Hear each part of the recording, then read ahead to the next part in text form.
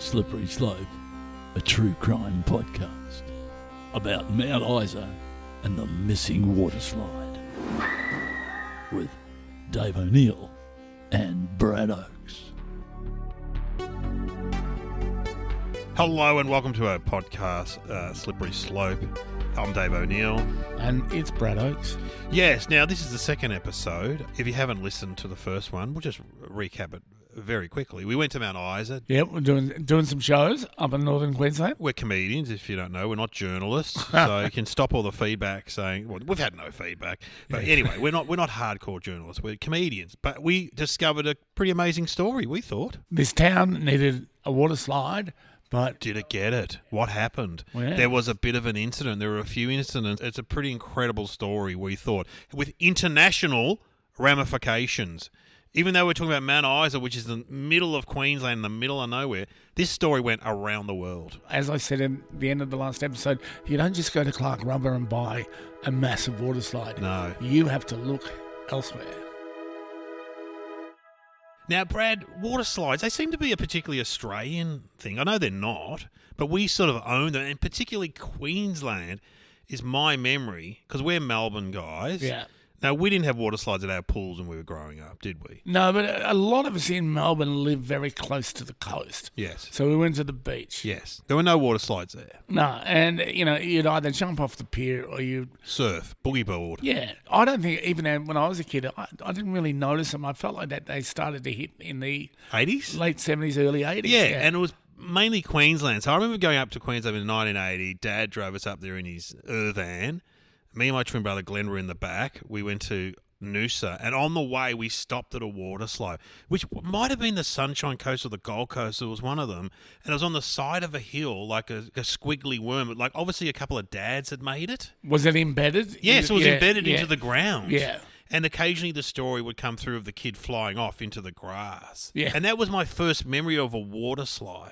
Well, my first memory of a water slide was actually Geelong in Victoria. Oh, they still have a water slide park. I haven't looked it up to see when they first got it, but it was when Geelong started pretending that they were Queensland. Yes.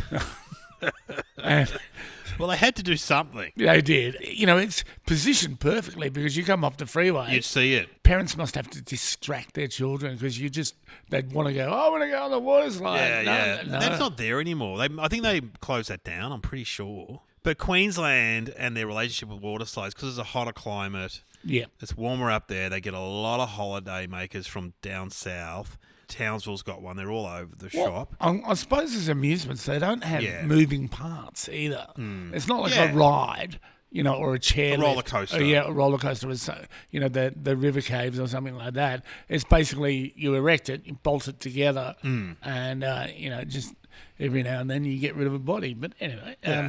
More getting rid of bodies. Let's talk to someone who knows more about us than this. Andrew Potts is a Gold Coast journalist. He is the Assistant Chief of Staff of the Gold Coast Bulletin. G'day, how are you?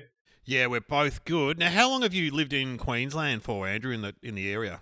For my entire life, actually. So I was born on the Gold Coast in 1987, so it's been a while. What's your first memories of water slides then in Queensland?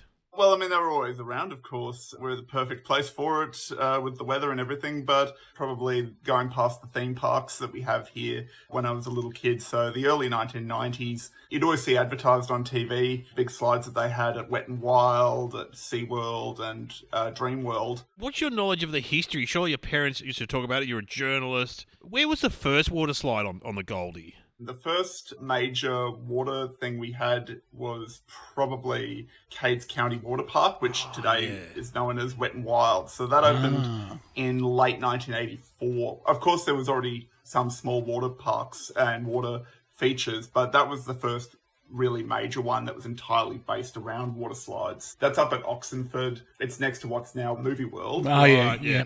Then subsequently been ones at SeaWorld and then later at Dreamworld. So it's one of those things that the Gold Coast, you might say, has quite the addiction to water slides. Are there any waterfalls around that area? Waterfalls? Yeah, because I have this theory that the water slide was somebody standing at the top of a waterfall and then they slipped Ah. and they fell down, and somebody said, that looks fantastic. Yeah, right.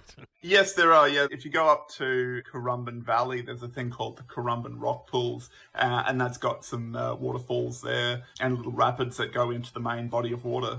I could be right. I remember Grundy's. Now, that was 80s, wasn't it? Well, that had the water slide. It certainly did. Yeah, Grundy's is actually a really good example. So the brainchild of TV producer Reg Grundy, who later went on to produce Neighbours, among many other things. But he decided in the 80s that he wanted to open a theme park on the Gold Coast. But unlike the ones that we have today, this was almost entirely indoors, with one exception, water slides. So if you look at the Surfers Paradise beachfront, where the Cavill Mall is today, there's the famous Surfers Paradise sign. That wasn't there yet. So they built these huge 3-4 story tall slides, which they called the Flumes.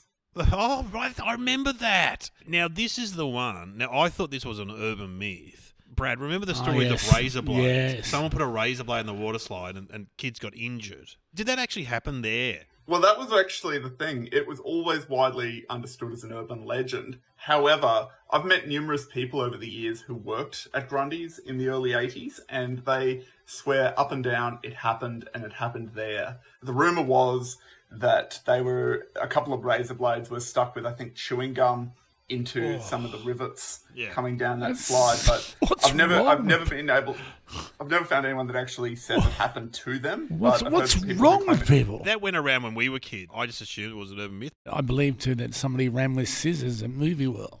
Yes, does that happen as well? I've never heard that one, really.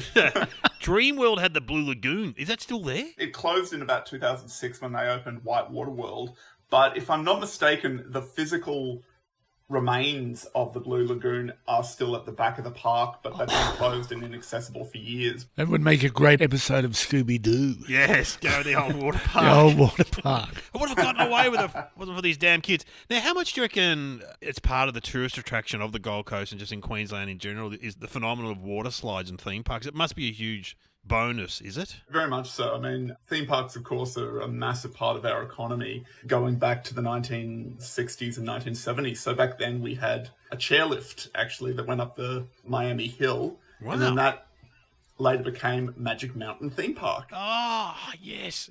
Which was a massive deal in the 1980s particularly. And here's a little fun factoid for you. So their mascot was a character called Raymondo Rabbit. I actually own one of the 2 Raymondo Rabbit suits. What? Are you trying to get that other one?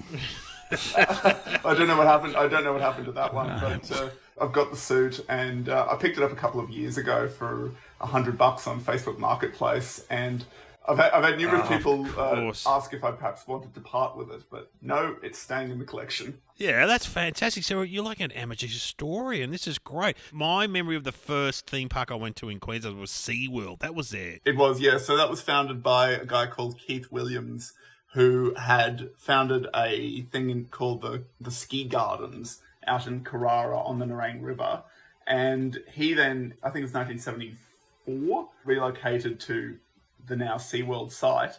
And then, he installed a bunch of slides there, the dolphins, and it sort of just grew from there. I don't know if you remember this, but back in about 1990, they had the cast of Neighbours come up to the Gold Coast from Erinsborough and visit SeaWorld for reasons I don't remember at this point. And there's lots of loving shots of the cast going down the slides. It was used as quite a big marketing tool for the Gold Coast, both for, I suppose, people around Australia and for the UK audience. As a general Queensland resident and journo, have you noticed in the last, say, 10, 15 years, not just the Gold Coast have gone onto water slides? There seems to be a lot of water slides, because we're talking about Mount Isa. Have you noticed that? I have, yeah, absolutely, yeah. I think it's probably something to do with it's a cheaper thing to build these days than it was back in the 1970s and 1980s. I mean, even caravan parks these days often have them. Yes. That used to be quite unusual. Some of these parks have really intricate structures, so it's pretty cool. Well, I was talking about this with Dave. Is there one that's embedded into the mountain? There used to be one in the mountain on the Sunshine Coast, I reckon. It was like a swirly, like a snake on the side of a mountain as you drove along near Nambour. Yeah, I know the one you're talking about. I don't remember the name of it. I remember going up to the sunny coast when I was a kid, and they'd advertise it on TV, and you'd see the people going down it, and I was always really jealous because I always thought it looked really, really cool. Andrew, thanks for talking to us. That's fantastic. No problem at all. Happy to help. Andrew Potts there. Gee, he knew his stuff, didn't he? Yeah, he sure did. I bet that's very exciting for people at parties too. Well, he knows a lot about water slides. That's fantastic. But he knows a lot about just Queensland history in general, and not just the academic stuff. He knows the kitschier stuff, which I love. You know, who started SeaWorld, all that kind of stuff. And unlike us, because he's a journalist, that would have all been fact-checked. Yes, he's succinct. Yes. So, Mount Isa, water slides, Queensland, seems to be all fine. But, Brad, you can't open up something that a nearby town has already got, or can you? Wow. Because an hour down the road from Mount Isa is a place called Cloncurry. It's not as big as Mount Isa. Yep. But they do have a water slide. Size is relevant. Well, let's hear from Danielle Slade, the former mayor of Mount Isa. Yeah, they get a bit obsessed by Cloncurry. Cloncurry has a great water slide, but it suits their population, which is 4,000 people, and it's quite small. So that was what was being suggested to us as a $1 million water slide. So I knew that we needed to go bigger, better. We needed all these communities that are all around Mount Isa, and we are the hub for the whole northwest stripe. There's nothing for 900 k's away, right? So we need a reason for them to come and use our water slide, because if we've got the same size water slide as Cloncurry, just go to Cloncurry and use their water slide. But we've got 20,000 people, so we need something bigger and better. Well, we all want something bigger and better, don't we, Brad? We sure do. Remember, there was a push many, many years ago. If you don't know about the fairy penguins at Phillip Island, it's a 90 to 100-minute drive down to see them. Massive tourist attraction. Yeah, but people were talking about trying to get them closer. How do you move them closer? I don't know. Well, you just get the popular ones and you move them and the others follow. Comedians used to do a routine. We used to say they're all robots because the 13th one always falls over. The great Colin Cole. Great may Colin rest in Cole, peace. yes. May rest in peace. Stunt penguin. Yeah, stunt penguins. Yes. We're not talking about penguins, though. No, sorry. No, that's all right. They do slide. They do slide. They do. And they could often use in water slide advertising as well, penguins. I've noticed that. Exactly. Okay, so Cloncurry. Well, we need to go to the source. We need to actually speak to someone in Cloncurry. There's no one better, though, than the mayor. You want to come a bit closer? Just give you a shoulder. Greg Campbell, Mayor of the Cloncurry Shire. Cloncurry was here first. We're over 150 years old. Mount Isa was 100, I think, last year. You know, most things that has grown Mount Isa has come from Cloncurry. Their rodeo was started with great assistance from the Cloncurry Rodeo Committee, but the two places work together.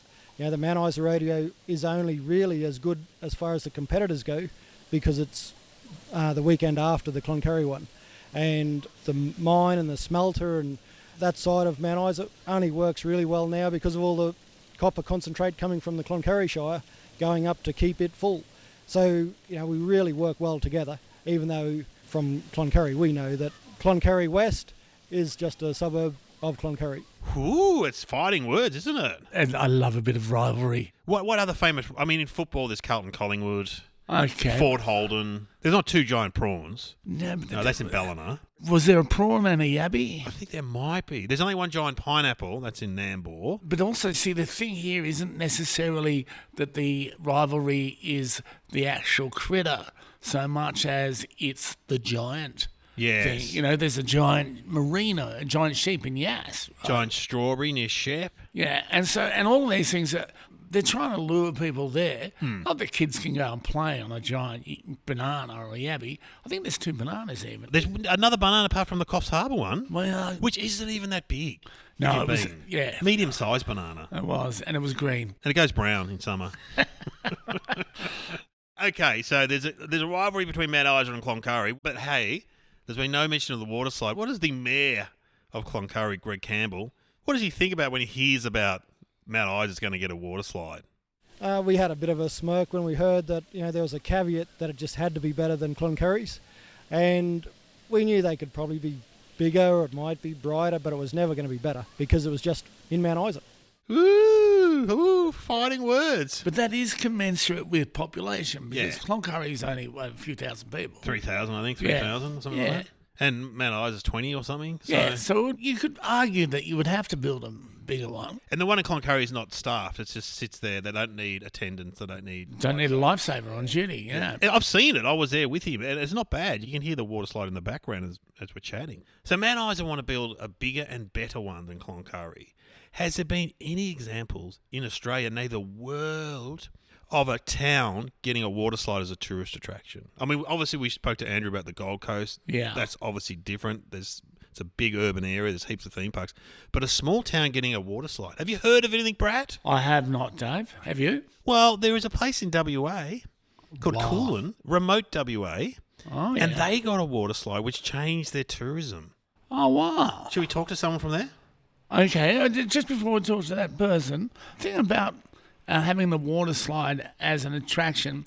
If you have to sell it to people, which we'll discuss later, then that is a unique selling point to people to say, you know, it's like that episode of The Simpsons, the monorail. The monorail. It's like saying to people, we're going to have a water slide. Oh, yeah, well, I don't care. It'll be bigger than Cloncurry. I'm in. Oh, yes. And what's Springfield's, of course, rival in The Simpsons? Shelbyville. Oh, very good. So let's ring someone from Coghlan and talk to them about their water slide. Hello. We've got John Bell on the line. He's from Coghlan. Good afternoon. Well, good morning where you are, John. Good morning. How are you this morning? Tell everyone, where is Coghlan in WA? Oh, Christ. It's 300 kilometres from Albany, 300 kilometres from Bunbury, 300 kilometres from Perth. 300 kilometres from everywhere, by Yeah. the sound of it. Oh, it's fantastic. We're so close to every coast.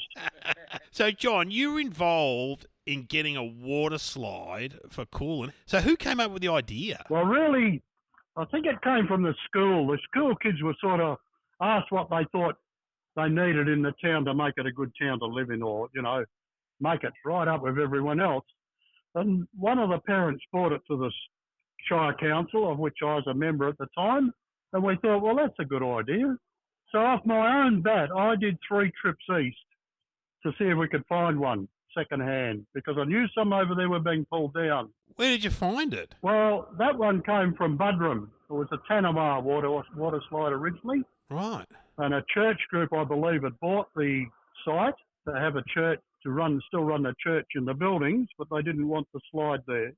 And so you arranged for it to be bought and transported to Coghlan? I did all that, yep. Gee, and I don't want to be vulgar, but how much roughly was the water? How much is it? Because it's quite a big water slide, isn't it, looking at the photos? Oh, yeah, it's 18 metres tall, spiral water slide, 18 metres tall. How much was that? How much would that set me back? Well, really, we only paid $25,000 for it. Wow. You can buy a lot of things when they need pulling down and shifting. Yeah. I organised some trailers and trucks and some volunteers to go over there. So we went over there. It took us about 3 days to get there, 3.5 days to get there or something. Stayed in a motel only about 500 metres from the slide itself. Arranged for a demolition mob to pull it down, and we loaded it straight on the trucks there and then. Do you remember how many trucks? 4 truckloads there, and then there was another semi-trailer went over later. And then how long did it take to set up? Well, for a start, it needed refurbishing, as you can imagine, 25-odd-year-old pool, 20-year-old slide.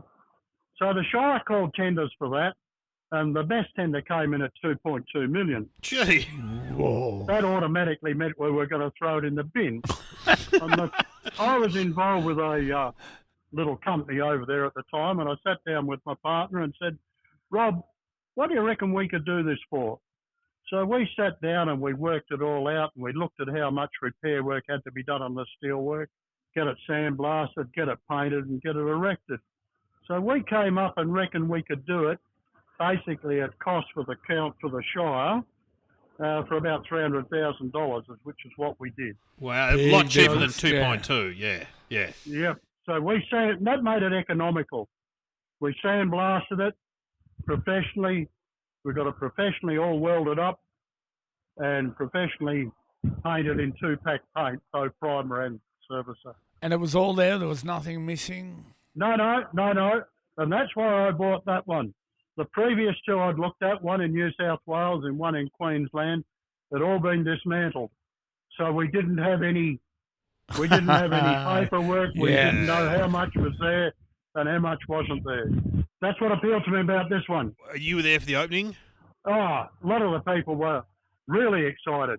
There was a few negative, which you're always going to get. Yeah. Yeah. Coghlan is a little town. There's only about 300 people live in the town. Wow. But it's a shire over 120 kilometres long, and there's about 900 in the shire. We're always going to get a bit of negativity because it's small and we're going to be spending money. Mm. But now, of course, within it going in, it's all accolades. Yes. All accolades. So how did the waterslide change the amount of people coming into Coghlan? In the first few weeks it was up, I saw a busload came up from Collie. Now, Collie is only 60 kilometres from Bunbury on the coast Wow. and 200 k's to Coghlan. Yeah. They made a special point of coming up there to use our slide on a couple of occasions. Merredin, which is on the main Great Eastern Highway heading east, is 100 miles north. I've seen the same thing happen from there, and I've seen people come down from those places, book into our caravan park, and stay there for a weekend to use it to enjoy the water slide. What kind of water do you use? It is using scheme water. Coghlan is on the scheme and we use scheme water. Right. When it comes to our ovals, we've got our own dam supply the water for that. So, John, are you now known in town as a bit of a legend because you bought the waterslide to Coghlan? Surely you must get accolades when you walk down the street. Nowadays I do.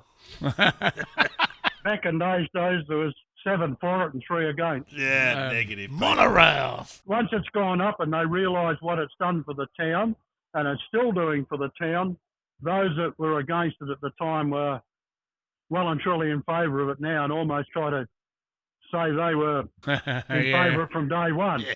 But you'll get that with anything you do. Yes, that's right, John. Hey, thanks for talking to us, John. All right, it's been a pleasure. John Bell, what a shaker. Small towns need people like that, Brad. Under John Bell Waterslide, mate. It's got a ring to it, hasn't it? Oh, yeah, Bell. You know what? He brought up a very interesting point there. There's always negative people against it, and then eventually they'll try and claim that it was their idea. Yeah? Because this is the thing. You can suggest a waterslide at Mount Isa, but then you've got to get it through council, Brad. People don't realise that every single bit of infrastructure or play equipment or whatever that you see had to be approved by someone. Yes. And someone had to bring that up. If you drive past a park and you see a swing and a slide, somebody had to approve that. Now, that puddle underneath the swing, that happened naturally. Yeah. But also, someone probably tried to approve it, then someone was probably voting against it. Well, there's probably somebody saying, I think we've got enough. Yeah. I think we've got enough swings. What about the garbage? Yes. And the potholes. And there was the eye-watering costs he talked about. Yes. Just the idea that's a movie in itself. That's like a Bruce Willis movie of getting trucks and we're just going to drive over and just put it on trucks. If he'd bought one of those disassembled ones, Yes. they could have got back and found they'd bought a submarine. You know? Pieces missing. Yeah. When he said how much they wanted, he said there's 300 people. Where are they going to get? 2.2 million. Yeah. And that's after they bought the water slide. I But that's just a know. refurbishment. Oh, no. Someone's trying to rip them off. We need more John Bells. Anyway, look, Mount Isa, middle of Queensland, a lot of mining. There is money to be had from the government for facilities, for things like this. Let's cross to Kim Coghlan. She is the assistant mayor of Mount Isa. The mining industries all over Queensland give so much in royalties and not enough comes back into the region. So you could apply for 2 different sorts of funding, and we applied, the big amount of funding we applied for was to put toilets and change rooms in all our spawning facilities, which was a great idea. Okay, Coggo there, as we know it. Look, this is the thing about council, okay? People want different things. It's the way it goes. Some people wanted water slides, some people wanted toilet facilities for the sporting grounds. Money comes from services, money comes from rates. Rates, yeah. But that's not where you're going to find all the money. You've got to get government money, like federal government or state government. And there's no more money kicking around than before an election. Ah, yes. Yeah, so we don't know, but let's see. Danielle Slade was the mayor at the time. Let's hear from her. She wanted a water slide. This was the resource money. So the Queensland government had gone to all the mines in Queensland and said, we want some money from you. And we're going to put $200 million to mostly resource communities or communities that support resources for infrastructure. So I think one was like $20 million major and one was $1 million. So to pacify me, they said, you can have a water slide, but it has to be $1 million water slide. And at the time, this is round 1, I was just thankful they agreed. So I went, rightio. And of course, round one was over and we got zilch, 0. Oh, they got zilch. Nothing. They got nothing. Not a thing. Not even a swing.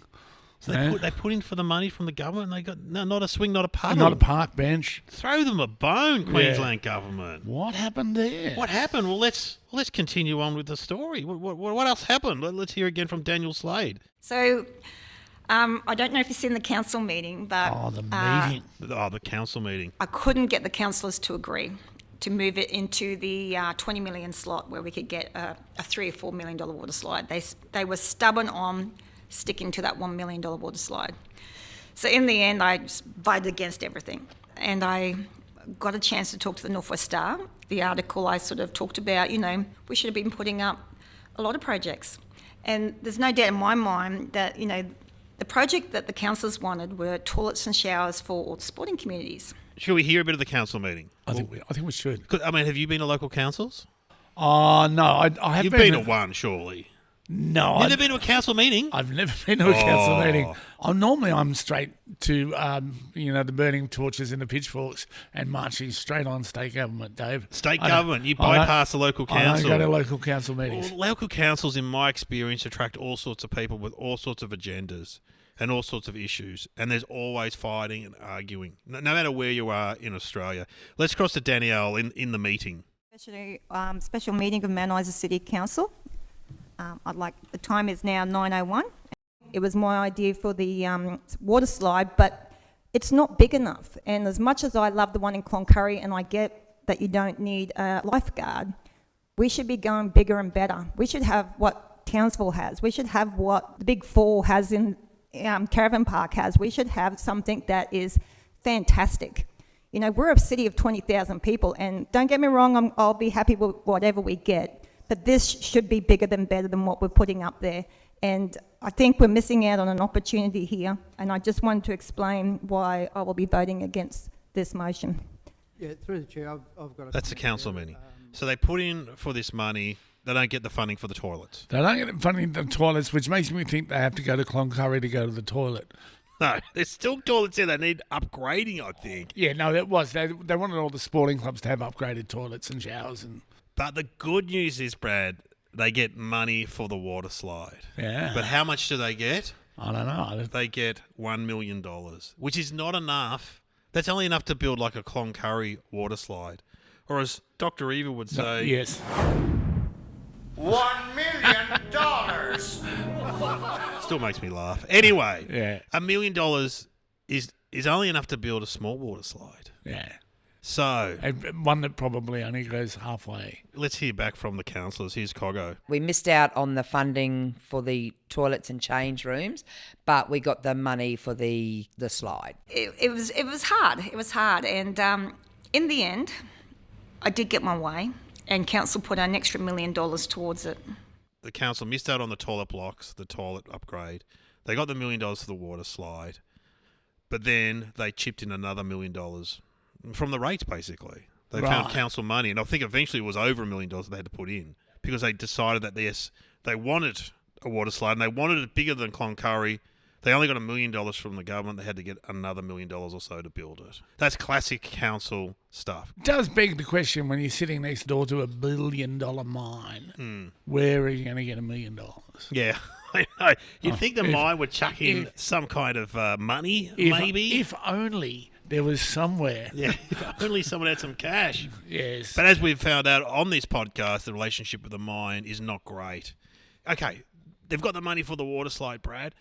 How do you get the water slide? Do you do what John Bell did and find an old one and do it, or do you build something brand new? I suspect John Bell got the last decent one. Yes. Right. Do you go on Facebook Marketplace and put it out there? Exactly. Yeah, looking for a water slide and go.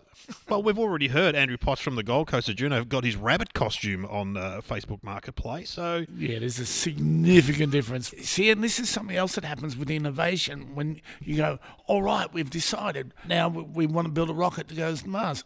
Who's going to build the rocket? Uh-oh. Yeah, exactly. We have no expertise. No, and Facebook Marketplace won't help you. Well, let's talk to Daniel from Simplex. They make water slides. He's got something to do with the Mount Isa water slide.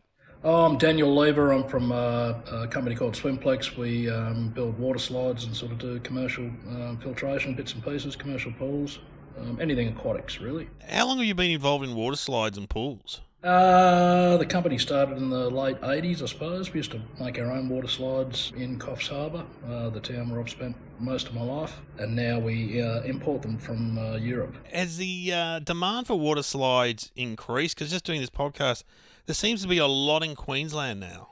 There are a lot in Queensland, yeah. There seems to be a big push over the last probably, 10, 15 years that they've sort of made a decent resurgence, and you're seeing a lot of them in Queensland. Queensland's a bit tough with all the regulations you guys have got there, but still seem to push them through. And so what makes a good water slide? It's just the gradient, so it's start to finish. You obviously want a balance of a quick sort of bungee jumping experience if you're going down super quick with the kids, and you also want a family experience with a rafting slide or something where mum and dad can jump on with the kid, or you want a entry level type of meandering slide that comes down the hill, lower gradient. Normally we stick to like 13-14% up till 40% maybe for a thrill ride. When councils or whoever chooses a water slide, are there just like 3 or 4 to pick from, or do you design them for what they actually want?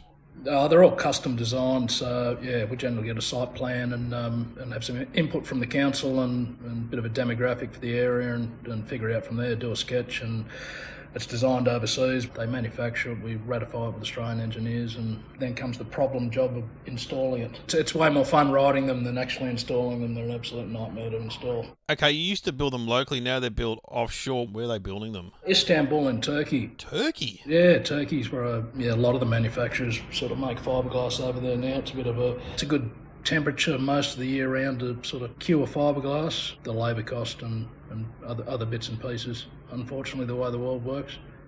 Wow, interesting stuff. And being made in Turkey, I didn't know water slides were made in Turkey. Did you know that, Bradford? I did not know any. I don't know what's made in Turkey. Turkish bread? Yum. Oh, okay. Yeah, right. What else? Turkey must have a huge manufacturing industry that we're not aware of. Obviously. Exactly. You know what, though? If you're in the middle of Queensland, in fact, if you're anywhere around Australia and you're saying we're getting a water slide from Turkey, what are the locals going to say? What's wrong with Australian water slides? Let's hear from Coggo. Yep, it was made in Turkey, and we got a lot of flack off that too. Like, why don't you get someone in Australia to, why don't you get local, rah? Well, it's a specialised field, and that's just where the company get it from.